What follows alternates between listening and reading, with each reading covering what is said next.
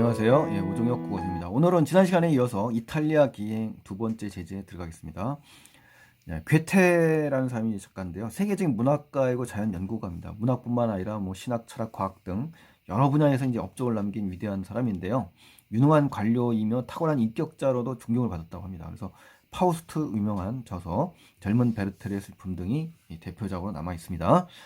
그래서 괴테의 이탈리아 기행은요, 1786년 18세기 후반에 9월부터 4월까지 1788년 괴테가 이탈리아를 여행하면서 남긴 기록을 담은 책이에요. 그래서 여행의 그 추이, 시간의 이동에 따라 3부로 나뉘어진다고 합니다. 다양한 양식의 글 속에서 괴테가 생각했던 예술에 대한 이상과 열정 등을 우리 엿볼 수가 있습니다, 여러분. 자, 한번 볼까요? 9월 29일 날 미카엘제 전야라는 제목인데요. 베네치아의 전체적인 인상을 제시합니다. 여정 첫 번째입니다. 베네치아 민중에 대한 괴테의 평가가 나옵니다. 주관적인 평가가 나와요. 자, 베네치아에서 무엇보다 내 눈길을 끄는 것은 역시 민중이다라는 겁니다. 이 베네치아는 이탈리아 북부 쪽에 있습니다, 여러분. 수상 도시예요. 그래서 괴테가 주목한 베네치아의 특징이 나온 겁니다. 그렇죠? 우리가 살고 있는 이 주변 어떤 호수, 이 호수도 역시 베네치아처럼 수상도시 비슷하게 이제 만들어졌는데요. 진짜 베네치아는 정말 굉장히 아름답고 굉장히 물길이 굉장히 발전이 됐고요. 실제 그 배 있죠? 좁고 기다란 이 배들이 상당히 많습니다. 그리고 조종하는 그 기사들이 상당히 또 유머도 있고 관광객을 막기 위한 그런 많은 준비가 돼 있더라고요. 보니까요. 여러분도 한번 나중에 기회가 되시면 한번 가보시고요.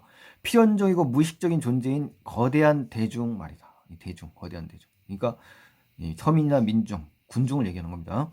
이들 일족은 재미삼아 이 섬으로 온 것이 아니다. 재미삼아서 온 게 아니라는 겁니다. 그러니까 이민족이 이민족인 이 훈족의 유혹을 받던 이탈리아 북동부 베네토 지역 사람들이 이제 늪지대로 이주하고 그 땅을 개척한 거랍니다. 그러니까 결국 훈족 있죠. 훈족의 위협을 받고 지금 밀려 내려온 겁니다, 여러분. 그러니까 땅이 별로 안 좋은 그 늪지대로 이주하면서 그 땅을 개척해서 만든 게 이제 베네치아라고 하는 그런 그 지역입니다, 여러분. 자, 6페이지로 이제 넘겨보시고요.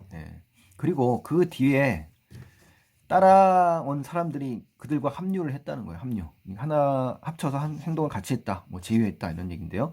우연한 계기로 인한 게 아니다. 우연성이 아닙니다, 여러분. 고난이 가져다 어떤 시련과 고난, 역경이 가져다 준 이 교훈, 깨달음에 따라 그들은 가장 불리한 지역, 그렇죠? 쫓겨왔으니까 당연히 불리한 지역이죠.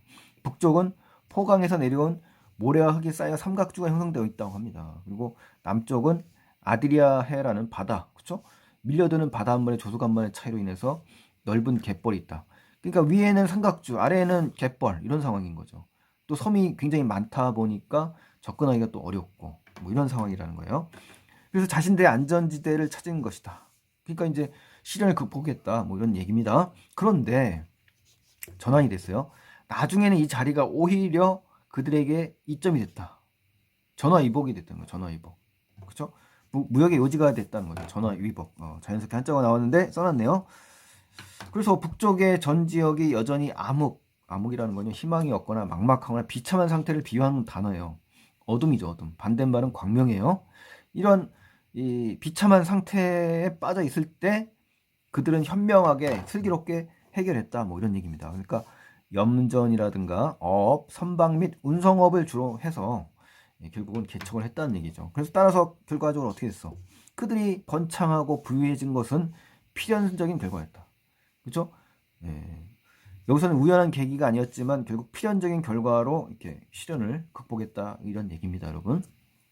민중이라는 건요.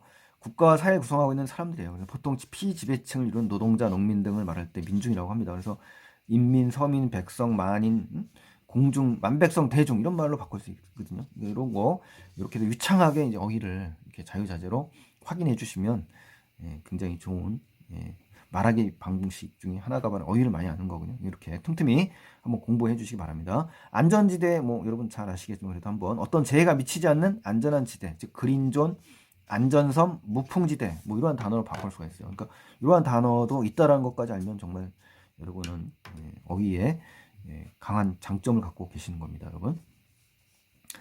자, 베네치아의 지리적 특성 첫 번째입니다. 점차 집들이 이제 빽빽히 들어서고, 그렇죠? 모래땅과 늪지는 암석처럼 단단한 지반으로 바뀌어갔어요. 그러니까 결국 뭐예요?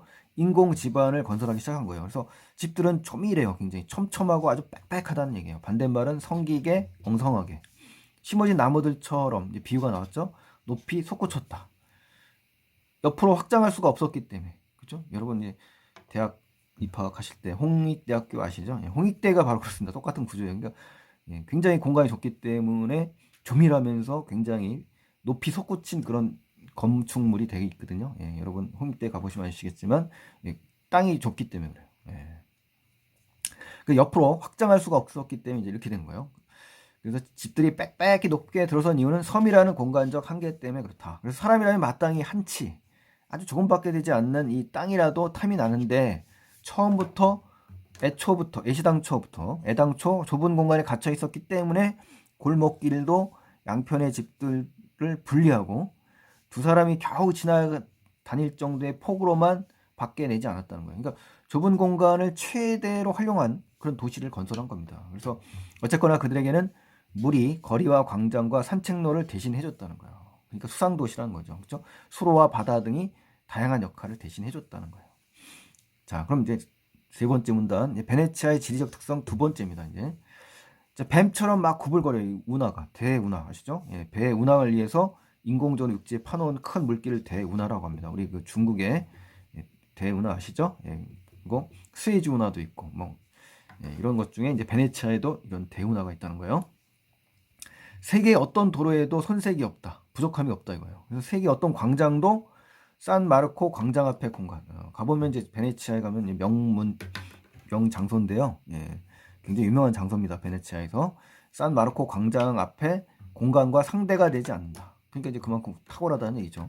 여기서 공간이란 베네치아 본토가 반달 모양으로 이제 둘러싸여 있다고 합니다. 그래서 넓은 바다를 말한다. 둘러싸고 있는 넓은 바다를 말한다 이거예요.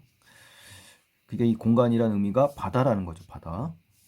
베네치아가 다른 도시와 비교할 수 없는 독보적이라는 것은 홀로 뛰어나다는 얘기입니다. 그래서 도시인 것처럼 베네치아 사람들도 역시 새로운 유형의 인간이 되지 않을 수 없었던 것이다. 그만큼 이제 뛰어난 사람들이겠죠.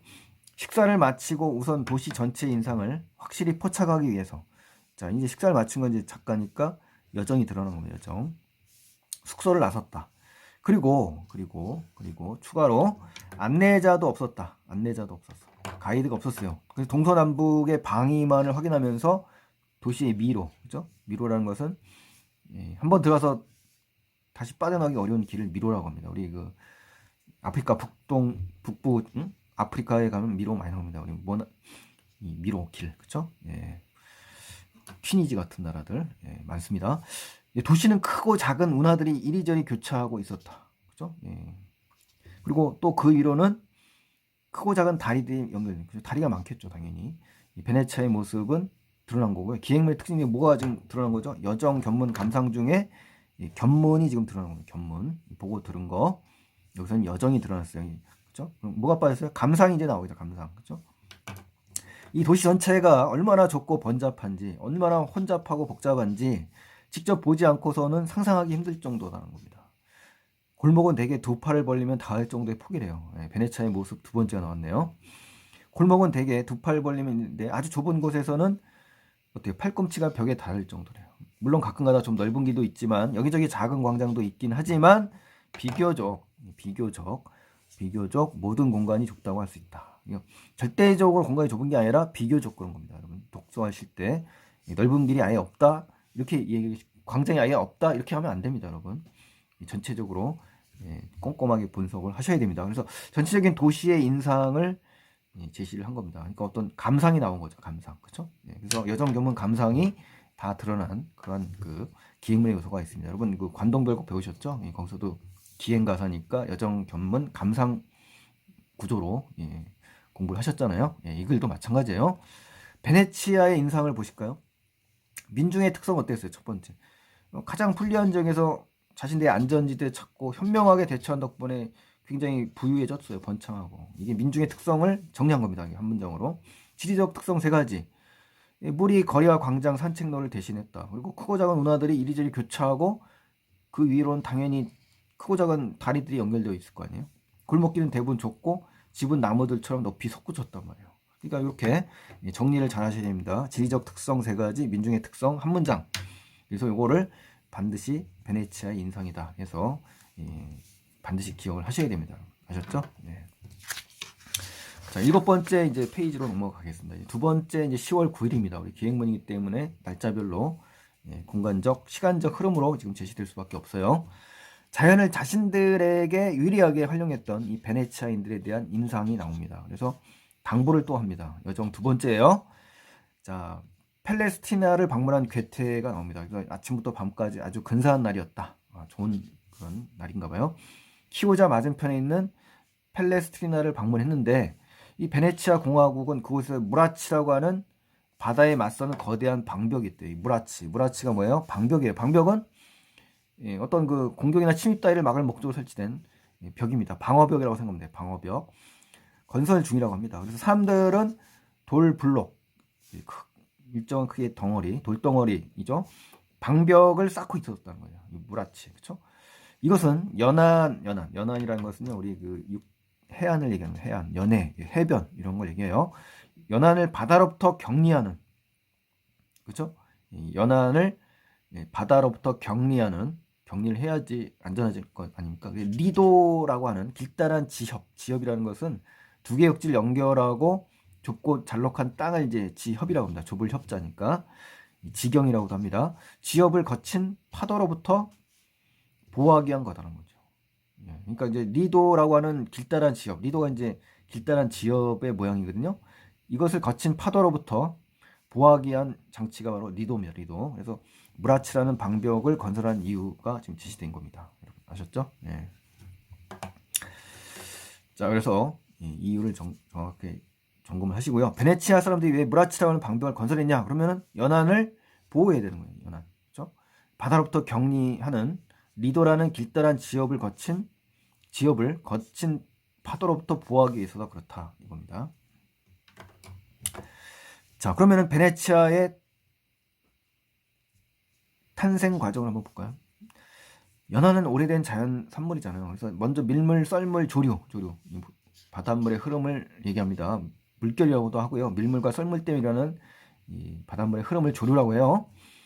대지의 상호작용에 이어서 태고 쪽 바다의 수면이 점차 낮아진 결과 아드리아해의 위쪽 끝부분에 광활한 늪이 있었다고 합니다. 근데 그 늪은 밀물대의 바닷물에 잠기지만 썰물대에는 부분적으로 드러납니다. 그러니까 연안이 만들어지는 과정을 지금 제시한 거예요. 인간의 기술은 그 땅의 가장 높은 부분을 접수했으며 그래야 수백 개의 섬을 이루어진과 동시에 수백 개의 섬을 에워싸여진 베네치아가 탄생하게 된 겁니다. 그래서 이와 동시에 엄청난 노력, 막대한 비용, 그래가지고 사람들은 썰물대에도 주요 지점의 전함을 댈 수 있도록 전투함이에요. 늪에다 깊은 운하를 또 준설했습니다. 수로 물길을 또 준설한 겁니다. 건설한 거예요. 결국 뭡니까? 여기서 말하고자 하는 건요, 이 자연을 적극적으로 이용했다는 거예요. 그래서 베네치아 사람들이 주데카 운하, 산마르코 운하, 대운하 등이 이제 있습니다. 이런 운하의 종류가요. 자, 베네치아를 다시 한번 정리해 볼까요? 이탈리아 그 베네토주의 주도이고요. 도시예요. 영어로는 이제 베니스 아시죠? 이제 베니스 상인. 그 118개의 섬과 섬 사이를 150개의 운하와 378개의 다리가 있대요. 엄청나죠. 독특한 시가지를 이루고 있고요. 물의 도시라고 하고 S자형의 대운하가 시가지 중앙을 관통합니다. 그래서 출구 쪽의 운하 기슭에는 장대한 산마르코 광장이 또 위치하고 있다고 합니다. 그래서 여러분께서 혹시 여행을 간다든가 알고 싶으시다면 이러한 정도는 베네치아에 대해서 알고 계시는 것이 좋겠죠. 자, 3번째입니다. 이제 바닷물이 드나드는 늪지대와 리도의 역할이 뭐냐? 옛날 사람들은요, 지혜와 노력으로서 고안이라는 건 어떤 문제를 깊이 생각해내는 겁니다. 그래서 안건, 묘안, 발명, 궁리, 개발, 아이디어라고 바꿀 수가 있어요. 그래서 이러한 개발을 하고 실행한 것을 이제는 현재 우리가 그에 못지않은 지혜와 노력으로서 보존해야 할 것이다라는 글쓴이에 뭐가 나온 거예요? 자연관이 나온 거예요. 자연관. 이런 것이 중요하죠. 이 사람의 감상. 기다란 띠 모양의 물인 리도는 연안 호수를 바다와 갈라놓고 있어요. 리도의 기능이에요. 바닷물이 안으로 들어오는 통로는 2곳밖에 없어요. 하나는 카스텔로 근처라는 겁니다. 바닷물이 들어오는 통로 첫 번째. 또 하나는 그 맞은편에 이제 끝인 키오자 근처에 있다라고 합니다. 그러니까 바닷물이 들어오는 통로 두 가지예요. 밀물은 보통 하루 두 번씩 오고 마찬가지로 썰물도 하루에 두 번씩 나갑니다. 그러면 항상 똑같은 방향으로 똑같은 과정을 되풀이하잖아요. 그러니까 밀물대에는 안쪽에 늪지대가 침수되고 가장 높은 곳에 물에는 적긴 하지만 그래도 외부에서 그 존재가 눈에 보입니다. 그러니까 이것은 뭐예요? 밀물대의 변화를 얘기하는 겁니다. 밀물대, 그렇죠? 예, 밀물대를 조심해야 되니까. 자, 네 번째 이제 리도를 보호해야 하는 이유가 뭐냐? 자, 그러나 반전이 왔어요. 이런 접속어 꼭 기억하셔야 된다고 그랬어요. 만일 가정하는 거예요. 바다가 새로운 길을 찾아, 그렇죠? 새로운 길이라는 것은 앞에 제시한 이 두 가지 통로의 길을 말고 말하는 거예요. 그 지역을 공격하며 제멋대로 드나든다면 상황은 달라진다는 거예요. 리도와 펠레스트리나, 산피에트로 등지의 작은 마을들이 이제 어떻게 되는 거야? 침수된다는 거예요. 침수된다. 두말할 필요도 없고 바닷물이 모든 것을 아무렇게나 삼켜버려 그곳의 소통로도 막혀버릴 것이다. 이게 결국은 파괴된다는 얘기죠. 그래서 바닷물이 새로운 길로 드나들 때 발생할 수 있는 문제점 두 가지를 제시한 거예요. 리도는 섬으로 변할 것이 되고 또 지금은 그 배후에 있는 섬들의 또 지역으로 바뀔 거라는 겁니다. 그러니까 이제 어떻게 해요? 바닷물이 새로운 길로 드나들 때 발생할 수 있는 문제점 세 가지가 나온 거예요. 여기 두 가지, 여기 한 가지. 그렇죠? 예, 리도를 그래서 어떻게 된다? 보호해야 되는 이유가 지금 제시된 겁니다. 자, 8페이지로 가시겠습니다. 그러한 사태가 닥치지 않도록 어떻게 된다? 베네치아 사람들은 리도를 보호하기에 노력을 기울여야 되겠죠. 전력 다해야 합니다. 그래서 인간이 이미 점유라는 것은 차지해서 독차지해서 특정한 목적에 맞게 형태와 방향을 부여한 것을 자연이 제멋대로 공격하거나 이렇게 저렇게 바꾸지 못하게 해야 된다. 역시 글쓴이의 자연관이 나온 거죠. 그러니까 앞에서 배운 그 자연관과 비교할 수가 있는 겁니다, 여러분. 자, 글쓴이가 리도를 보호해야 한다고 생각하는 이유는 뭡니까? 이미 인간이 점유해서 특정한 목적에 맞게 형태와 방향을 부여한 것이기 때문에 자연이 제멋대로 공격한다면 소통로가 막히고 리도가 섬으로 바뀌는 등 피해가 생길 수 있기 때문에 막아야 된다, 이런 얘기를 하는 겁니다. 아셨죠? 핵심이에요. 이런 핵심 부분들은 반드시 정리를 해주셔야 됩니다. 다섯 번째입니다. 자연의 법칙에 따라 움직이는 베네치아의 바닷물입니다. 파도가 유난히 높을 때 바닷물이 단 두 곳만으로 들어올 수 있고 다른 곳은 막혀 있다는 사실이 무척 다행스러운 거죠.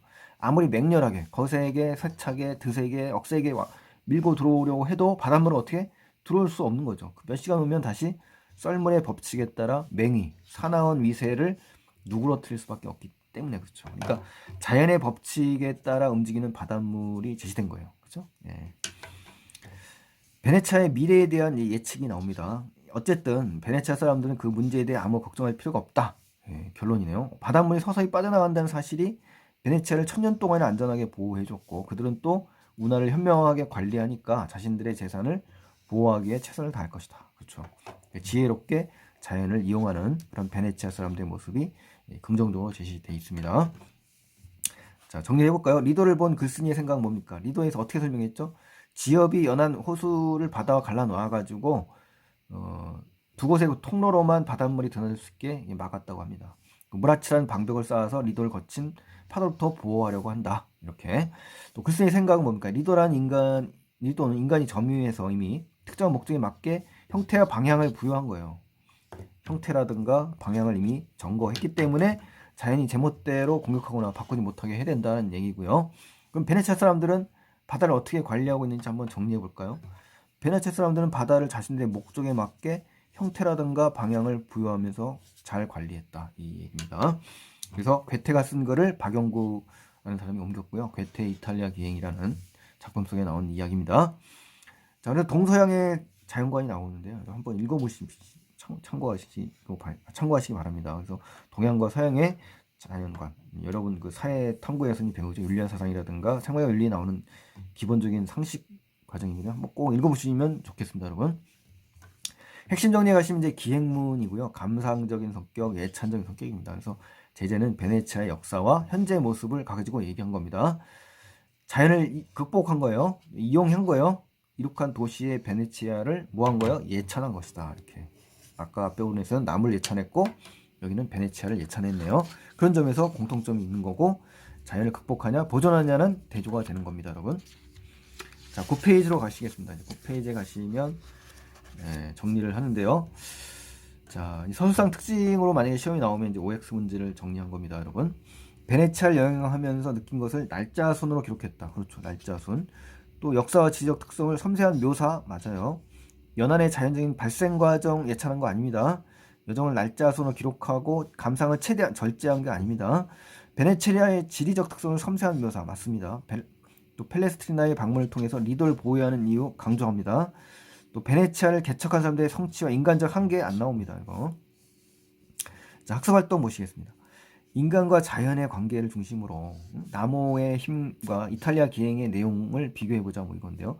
나무가 주는 그늘과 영적 울림 때문에 공동체 전체가 오는 중요한 장소가 되고 있죠. 그래서 키 큰 사람들의 공동체 모임에 부족의 어른이나 또 시기 나무 막대를 쥐고 있는 것은 폭력이 용인되지 않는다는 상징적인 의미가 된다. 뭐 이런 얘기를 이제 확인을 해보시고요. 자, 첫 번째 자연을 이용하는 방법을 보겠습니다. 나무의 힘. 케냐 사람들은 나무를 벨 때 어때요? 무자비한 벌목을 막았습니다. 그렇죠? 예. 그리고 특정한 나무나 관목을 정해서 숭배했어요. 특정한 나무예요. 재물도 바치고 잔가지도 줍지 않았어요. 이탈리아 경에서 땅이 넓지 않기 때문에 높이 지었어요. 여러 섬들이 운하와 다리와 연결됐죠. 또 바닷물이 범람하는 것을 막기에 방호벽을 쌓았습니다. 자연을 대하는 태도, 첫 번째 제재에서 어때요? 감사하고 보살펴야 된다. 그래서 영혼을 채울 수가 있다. 이 얘기고요. 이탈리아 기행은 자연을 점유할 수 있는 대상으로 바라보는 겁니다. 그렇죠? 베네치아인들은 베네치아의 지적 특성을 최대한 이용한 겁니다. 그래서 특정 목적에 맞게 형태와 방향을 부여했다라는 차이가 있다는 거 반드시 비교하시면 좋겠습니다, 여러분. 자, 그러면 이제 지역별 사회 문화의 특성이 가진 글, 나무의 힘과 이탈리아 기행에 어떻게 반영되어 있는지 한번 파악해 볼까요? 자, 여기서 이제 유정현 씨의 이제 책에서 이제 한번 인용을 한 건데요. 자연에 압도된 긴 역사를 통해 볼 때 인간의 세계는 자연의 일부에 지나지 않습니다. 하지만 아프리카의 여러 민족은 자연에 적응하는 노력을 거듭해오다가 스스로 문화를 만들어냈죠. 그래서 아프리카인들은 자연에 적응할 뿐만 아니라 이런 하늘, 땅, 강숲, 이런 자연, 풍부한 야생동물과 식물들 모두 전통, 종교의식을 통해서 인간의 정신세계와 깊이 연관시켰다라는 긍정적인 측면을 예찬했어요. 그러니까 이제 가야의 글쓴이는 아프리카나 케냐 사람으로서 자연을 인간의 정신세계와 깊숙이 연관시켰죠. 종교적으로도 받아들였고, 그러니까 이러한 사회 문화적 배경, 사회 문화적 배경을 바탕 세계의 나무와 숲을 보호해야 하며 자연을 잊으면 우리의 영혼마저 시들 것이라고 이제 주장하는 것이죠. 자, 두 번째입니다. 다음 거를 참고해서 이제 지역의 사회 문화적 특성에 대해서 나에 어떻게 반영되는지 이제 생각해봐라. 뭐 이런 얘기다. 손칠성의 베이컨의 신기관은 그립니다.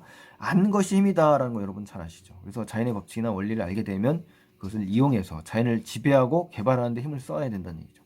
이에 따르면 자연이란 인류의 복지 증진을 위한 수단이요 도구에 불과하기 때문에 최대한 개발하고 지배하는 것은 정당하다라는 글이에요. 그럼 나의 글쓴이는 자연을 지배하고 개발하는 것을 당연시 여기겠죠. 그래서 서양의 보편적 자연관을 가진 사람이 됩니다. 따라서 이 본문에서도 베네치아인들의 자연적 특성을 활용했고 운하를 짚고 리도의 방벽을 쌓았죠. 그래서 범람을 막았어요. 적극적으로 자연을 이용한 겁니다. 그런 걸 예찬하고 있어요. 또한 앞으로 그한 태도를 유지해서 자연을 현명하게 보호해야 된다, 관리해야 된다는 태도를 가진 점에서 공통점이 있는 겁니다. 그래서 이렇게 다른 글과 이렇게 연결을 짓는 연습이 참 중요합니다. 3번입니다. 이제 두 개의 자연관 중 하나 입장을 정해서 한번 여러분들도 이야기를 해봐라. 뭐 이런 얘기는 있는데요. 이걸 한번 생각해 보시고요. 10페이지로 넘어가 보겠습니다. 10페이지 가시면 어떤 내용일까요? 다음은 고향을 주제로 하여, 고향입니다. 고향의 방언으로 지은 시래요. 그러면 활동을 한번 해봅시다. 자유시 서정시이고 성격은 향토적이고 복을 기원한다는 얘기고, 돌 하루방이 이제 제재인데요. 제주 섬을 지켜주기를 바라는 마음이 담겨 있다고 합니다. 그래서 특징은 제주도 사투리가 사용해서 토속적인 느낌 주고요. 이 돌 하루방이 제주 섬을 지켜주길 바라는 기복 신앙이 담겨 있습니다. 그래서 김광엽의 돌 하루방 어디 감수광이라는 노래입니다. 노래 시예요. 자, 이 해석은 여기 이제 나와 있으니까요. 여러분 꼭 이 해석도 시험에 출제가 될 수 있으니까 반드시 해석을 하셔야 됩니다. 그래서 아무데다 가지 말고 제주섬을 살펴주세요. 뭐 이런 내용이잖아요. 그렇죠? 이 시에 나타난 지역의 사회문화적 특성을 말해봐라. 그랬을 때 어떤 겁니까? 성문 밖에 수호신 기능을 했던 제주 민속신앙의 상징인 돌 하루방을 제재로 삼았고 또 방언을 사용해서 시를 지었고 이 제주섬을 지켜줄 것이라고 믿는 기복신앙, 이게 담겨 있다라는 거. 이게 바로 뭐다? 그 지역의 사회 문화적 특성을 말해주는 것이다라는 거 판단하시고요. 자, 그럼 이제 마지막 11페이지로 넘어가시겠습니다. 11페이지. 매력적인 오답 피하기 연습 마지막입니다. 가를 이해한 내용 정리를 해보겠습니다. 글쓴이 환경을 파괴하는 현대인들을 비판, 이거 아닙니다. 그렇죠? 케냐 사람들이 나무를 종교적으로 인식하는 것은 세계적으로 봤을 때 이례적인 거 아닙니다. 당연시 여기는 거죠. 또 글쓴이는 사펠리 나무가 쓰러지는 광경을 보면서 자연과 인간이 깊이 연결된 게 그렇죠. 자연과 인간이 깊이 연결된 존재임을 느낀 거죠. 그렇죠? 그만큼 중요하다. 그래서 여기서 충격적인 당황한 심리가 드러난다고 그랬어요. 무화과 나무가 숭배의 대상이 된 데에는 나무의 생태학적 역할들이 영향을 미쳤음을 추론할 수 있다. 생태학적인 것이 아니라 종교적인 그런 측면이 강하고요. 그 다음에 이제 케냐 사람들은 나무의 정령을 조심스럽게 다루었으며 특정 나무가 특정 집단의 정체성을 상징하기도 한다. 이거 맞는 거죠. 4번은 이제 죄송합니다. 맞습니다. 무화과 나무가 숭배 대상이 된 건 생태학적인 거 맞습니다. 맞아요. 자, 그 다음에 이제 두 번째 그림입니다. 나의 글쓴이가 자신의 자연관에 따라 복의 상황에 처한 베네치아인들에게 할 수 있는 조언이 뭐냐? 여기서는 뭡니까? 이탈리아 정부는 베네치아의 석호와 이탈리아 본토를 몰려든 조선을 막기 위해서 이렇게 했다는 거죠. 여기가 이제 핵심적입니다. 한번 읽어보시고요. 그렇다면은 보기의 상황에 처한 베네치아인들이 가장 해줄 수 있는 조언이 뭡니까? 나의 글쓴이가 하는 거예요. 주어가. 그러니까 인간이 간척한 공간을 우리 제멋대로 공격하지 못하도록 하는 게 중요하다라고 얘기하겠죠. 이게 핵심이잖아요. 나의 글의 핵심이 바로 이거기 때문에 이걸 찾아주셔야 됩니다. 그래서 이렇게 비교하는 색다른 제재를 주고 비교하는 문제가 출제되리라 예상이 되기 때문에 이런 연습들을 꼭 해주시기 바랍니다. 여러분. 아셨죠? 자, 오늘 여기까지 마치고요. 다음 시간에 또 이어지니까 그때 기대 많이 해주시고 복습, 반복 열심히 하셔야 됩니다. 감사합니다.